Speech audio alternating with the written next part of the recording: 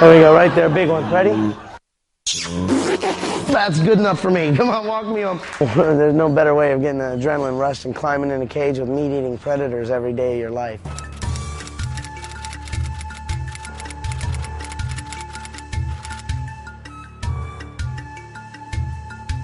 You get it? I only got 2 poses. That was number 1. Here comes number 2. Ready? Take it. This is a way of life. It's not something you just pick up. I was a mechanic last week, and I'm going to start training bears this week. It just doesn't happen that way. It takes years and years and years of time and training. This is an everyday, all-day job. You just don't decide tomorrow you're not going to be around them and call somebody to tiger sit for you. Oh, yes, he's good boy. Oh, yes, he's good. I started my first group in 1973, and I sort of semi-retired about 3 years ago.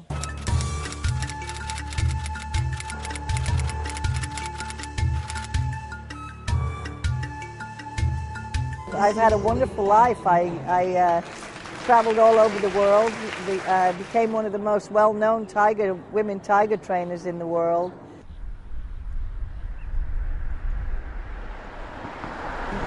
You can't go to college to learn how to be an animal trainer. You have to basically be an apprentice under somebody, and there are not too many people doing that. And so it's a very difficult career to get into. You'd have to dedicate at least 5 years in training and working with and learning about training and spending time with the animals and putting together a show. Financially, it would be very, very expensive to start. You're looking at probably $250,000 to get started because of the equipment and the things you'd need to do it. Right before the holidays, we're down to $86 in the bank. All of our cats eat between 10 to 15 pounds of beef and poultry every day. Plus they get vitamin and mineral supplements. And we have over 30 big cats here, so it's quite a lot of meat. That's our biggest expense, is feeding the predators. I think our monthly nut here is about $8,000 a month. So it's pretty high. Be careful. Yeah, I grew up my whole life doing it, so it's not like I went to school for it or you know, something that was just handed down through years and years of working with my family. And, you know, the biggest thing with working with any animal, even a dog at home, is patience.